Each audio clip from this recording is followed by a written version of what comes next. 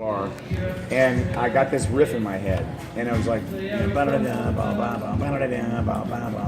wouldn't stop. I got home I lived on Avenue C in Stuyvesant town at the time, and I got home and I picked up my guitar. I had that little jazz amp right there. That was what I wrote "Strapping on the Meantime" on. That little amp. That's why it's my baby. And I sat down with my guitar, and the note that I was hearing, it was like, that note was a D. Yeah. So full step. And I was like, shit, my guitar is tuned to E. So I had to lower that string to get that note. So I heard it in my head. I heard that, and it's like, and then like it freed me from all my rock guitar bullshit. And like because every song I was writing sounded like either Husker Du or AC/DC, and I was like, yeah, this is great. Oh wait, yeah, it's Husker Du. And so that night when I was walking home, I had this epiphany, this musical epiphany, and kind of like freed me from all guitar convention. So I couldn't play tricks anymore. I had to listen. I had to write what I heard. So that's what I do. I hear things. It's just like if a classical guy was sitting down with a piece of paper and he's writing down, bam, bam, bam, bam, bam, bam, bam, bam. You hear. If they hear the shit first, then you play it. That's how it works. That's. Do you remember what song that was? Repetition. First song on First one. Man, awesome. Yep, I remember it very well. It's pretty cool. I've always wondered about that because I will argue anybody.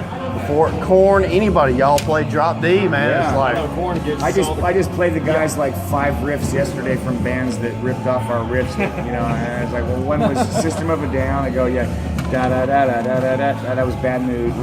Limp Bizkit used bam ba da da da bam ba da da da. Dimebag told me he's like.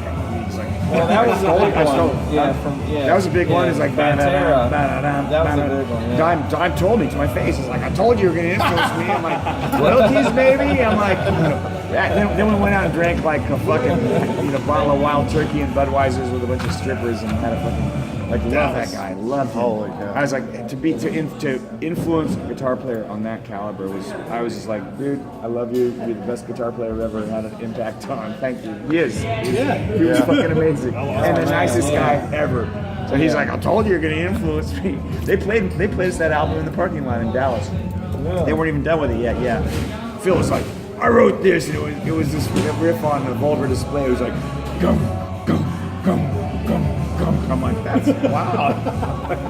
I wrote this. I'm like, all right, good job.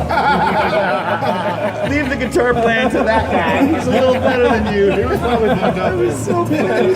How funny is that? It was Rex, Dime, and Phil, and we all went out afterwards and just had a fucking blast. Now we're friends with Vinny, which is, it's sad what he's been through. It's just, man. He's a gem. Forgive and forget. They're all great. Phil lost his mind a little bit to the heroin and the fucking shit, and I don't talk to him anymore. It's sad, But Vinny's just he's fucking salt of the earth, man. And I talked to Rex because I think he went down the rabbit hole too. he's playing in a couple bands. They killed Devil Hills. They did the drug drunk thing, And Dime, to his credit, all he ever did was drink a lot. I remember drinking with those guys too. They were like, I can't believe you drink Wild Turkey. I don't anymore, but back then I was like, I've seen their home videos. They're crazy, man. But he could be fucking falling down drunk. Still playing. He'd be falling down drunk and slurring his words like these guys were like at a show and they yelled. This is so funny. They yelled at him like the arena was like was open, but it wasn't. It was just filling up, and so I saw Dime. Dime, what's up? And he goes, hey, you pathetic niggas like your life or whatever.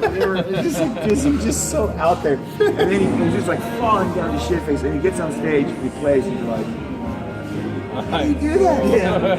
Because it's motor memory, it's muscle memory, So it's like, but I keep my buzz at a certain level. If I get too drunk or I can't, because I have to sing and play.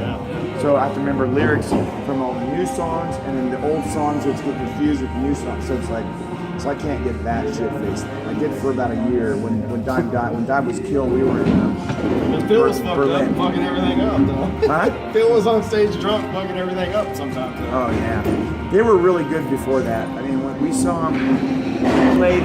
They were opening for Prom, and that's when I met them. They were so it was Damn, that was my first show. Pantera Prove you Prom. wrong. it was mine. It was mine. Mind over. For that band was and Pantera and Prong, and we were opening for the Melvins in small rooms, except in Minneapolis. And I went out and I listened to all the bands. My number 4, and I heard Pantera, and it was Cowboys from Hell, and I was like, woo, yeah, that's not fucking, nobody's doing that. Right, They were amazing. They were amazing. And then Prong played, and then we played after. It was like an after show thing in the small room, 7th Street Vintage Small Room in Minneapolis. It's a famous club. The Prince used to play in it. So we played. We're playing. I said, "Fuck, dudes! I just saw this. I don't know if anybody saw this band. Like, wow, it's a Pantera thing. First time I ever heard them. And I was like, holy shit, we gotta check them out." And I heard this, thanks. And then Selma was with a hoodie right in front of me. And the whole band was in there. And they bought cassette tapes, drumsticks, everything. They bought everything we had. So next time you get to Dallas, Pepper Keenan told Phil, "You guys are ripping Helmet off. You gotta be careful." Phil calls me on the phone, and I'm like, he plays me their song, a new song, and he sings me unsung, ba-da-da, ba-da-da, and he plays me their new song. I'm like, wow, yeah, that's what Helmet did. And I go, man, maybe give us credit, or something, or just say, hey, thanks. He's like, I don't want to do any of that. I'm like, all right. So we see him in Dallas at Trees. We're playing Trees. They're all there. We're in the parking lot outside the truck, and they're playing us the new album. It's not done yet, Vulgar Display. And every song is like, you could tell they went from Cowboys from Hell till we heard Helmet, and now we're doing this. And they took it to another level. And I'm proud of it. I'm fucking proud of it.